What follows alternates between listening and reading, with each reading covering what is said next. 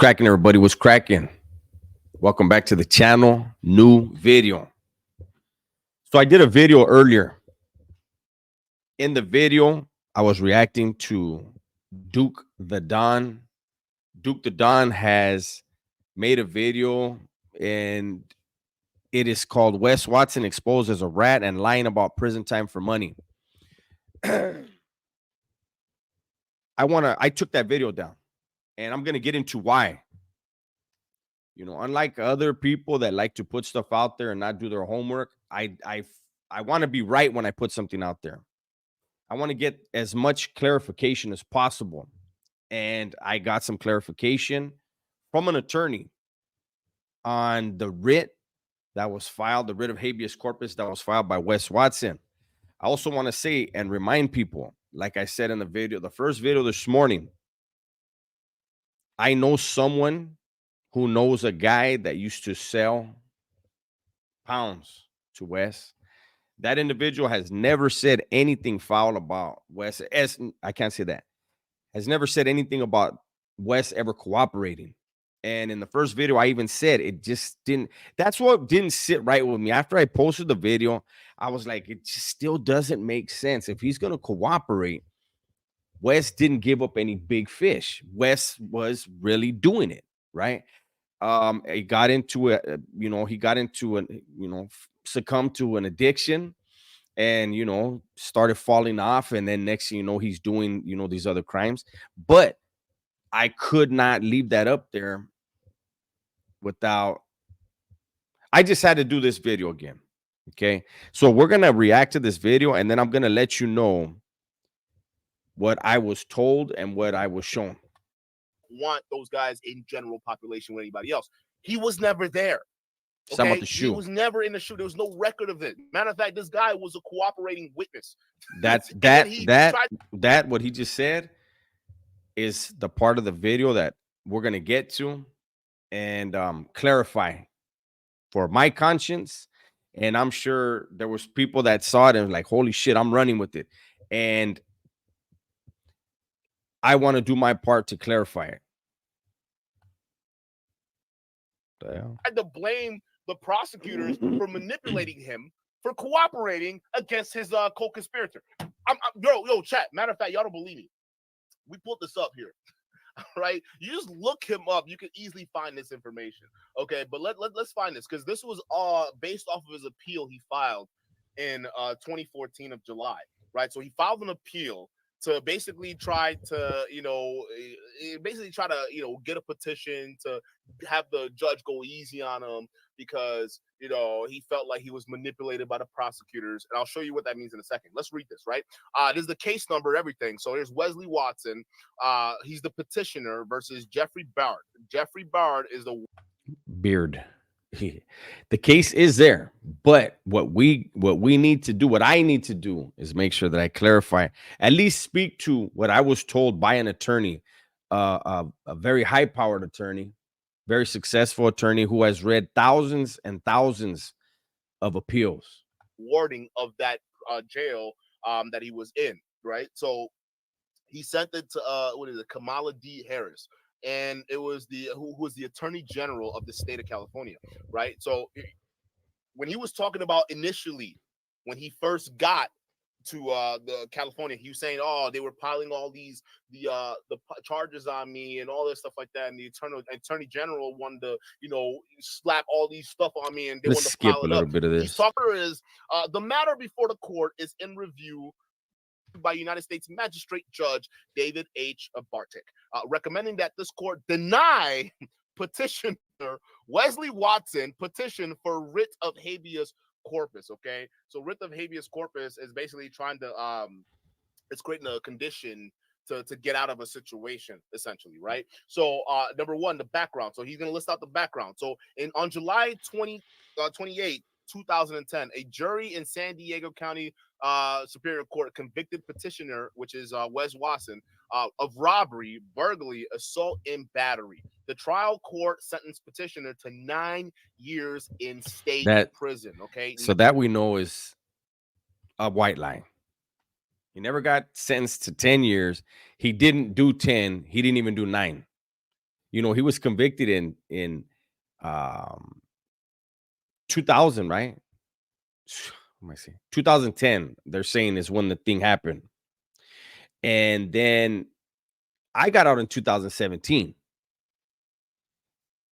He got out before me. I don't know if it was the same year, but I think he got out in 2016. 9 years. I don't know where the extra 10 came from, but it was 9 years. He didn't even do all 9 years. But let's continue.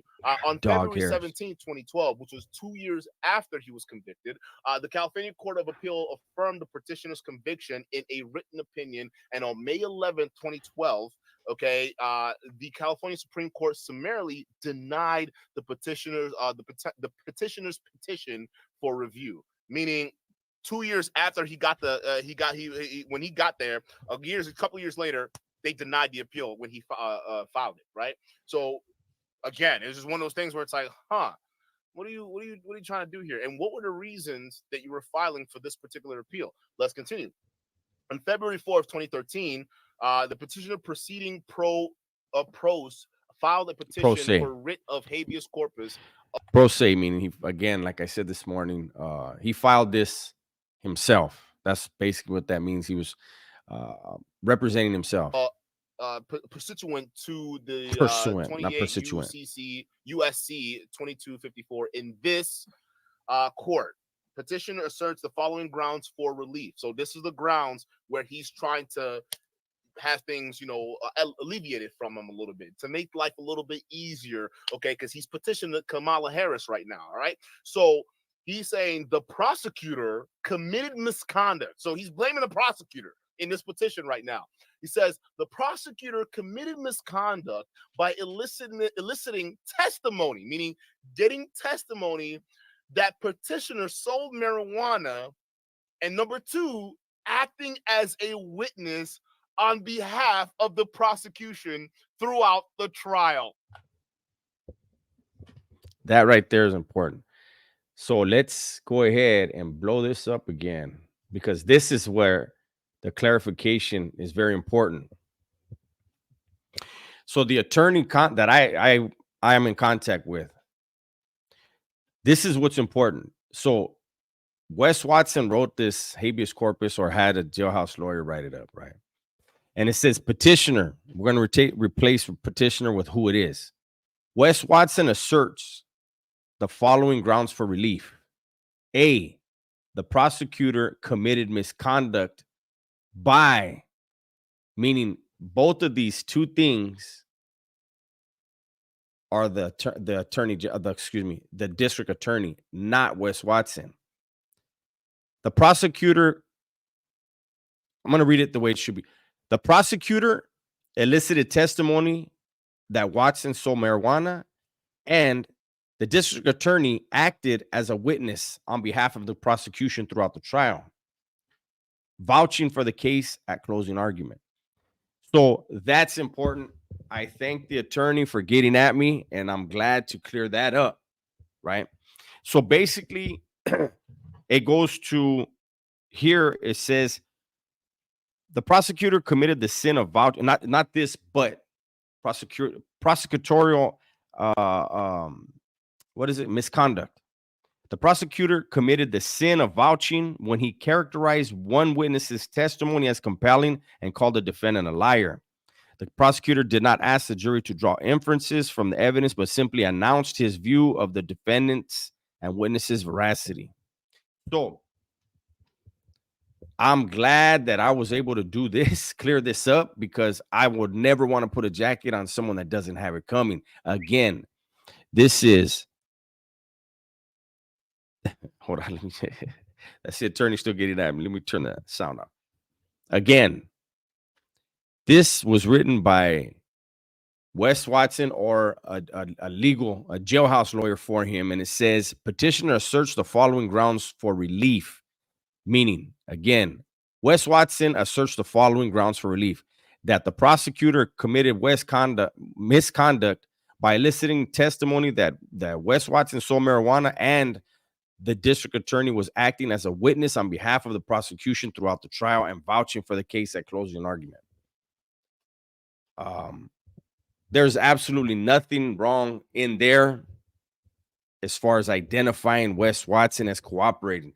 That's what I'm saying. I was listening, I was paying like as I was doing the video, I was like, I know, what I know about the behind the scenes with Wes and this other individual. And I was like, and if he had a crime partner, like how did this go for so long that it didn't come out? So it all makes more sense. Still, all of that said, let me go ahead and turn that off. All of that said, I still stick to the advice I was giving Wes earlier. Like I said, he has now put his IG on private. That was a marketing avenue for him. So for him to shut that down and not allow people to go and check out his stuff, obviously he's in defense mode right now. I think it's going to cut into his revenue. I think the Fresh and Fit event that he attended, the way that he let me get out of this. The way that he reacted in that situation, I think was horrible, right? And let me actually take this all the way off. Let's get back to me. Boom. Let's move it this way because some people, I guess not. Never mind. Millions and millions of people have seen the way he reacted at the Fresh and Fit event. Fresh and Fit themselves, it seems like they took the event down. I believe they knew it was a horrible look for them. It was an even worse look for him. Um, Several other channels. I mean, there's big channels that have put stuff out there that event it was bad. Like I think that's what happens when you lose sight of reality. Wes began to believe that he was Superman, and there's another that Andrew guy. I can't remember his name. He's from the Crucible, the one that was on the stage when Wes was trying to belittle him and just belittled himself in the process. He was reacting yesterday or the day before to a video on Wes Watson, exposing Wes Watson as they're saying he's a scammer. They're saying that his program that he's selling is not on the up and up, according to them. I got to make sure I clarify everything because Wes is now talking to attorneys, and I don't see how he has any leg to sue. But he's going that route, and he has money, so they will be willing to mess with some people and shake the trees and see what happens. But I really believe he should, instead of focusing on trying to sue people, he should focus on treating the people that are paying him thousands for phone calls. Show up to those phone calls on time, show up to those Zoom meetings on time. Do not belittle the people. Give them what you said you had for them. Like, I think those are the things. That's how you repair the damage. This guy, Duke the Don, I am, again, very grateful that the attorney had spoken to me and clarified so that I can get on here and clarify. However, Duke the Don, that video is still out there. It's going to continue to grow. There's going to be other people that do it, and they don't have an attorney friend like I do who's going to step in and say, hey, let me just break this down for you. You do what you want. I immediately took the video down. There is no way. I don't care. And the video was doing good views. It's not about that. Yes, as a content creator, we want views, we want clicks, we want likes, we want shares, we want comments and all that, but not at the expense of others. At least not in my opinion, not in my book, not on my platforms. Um, he's done enough damage, severe damage to his product, which is himself. I still stick by. I think he should get the hell out of a pad that he's paying $90,000 a month. The money's not going to be coming in. I honestly believe the money's not going to be coming in the way it was, and so you downsize before it hits you. I hope this video helps others that see that other video. I hope other content creators see this video and don't follow what I started to do with that other video. Duke the Don, you guys can go there and check that out, see what he said. He talked about a bunch of stuff. I only went to that part. And I don't know. That's the video. Again, I wanted to make sure that I got the right information out there. I don't care for the character that Wes has created. I don't have any problem with anyone personally. I only clown Wes because I believe it's a character. But the way the Fresh and Fit thing went, I think he has lost sight of who Wes is and who the character is. And I think he needs to take a step back, get around people. If he has people that love him for him and not for what he has, then be around those people. Get back into contact with who he is or who he was, because who he is now, I think a lot of people that grew up with him probably don't recognize it. That's my video for today. Hopefully you guys enjoyed it. Everybody, please be safe, be smart, and tell the ones you love that you love them. I'm out of here.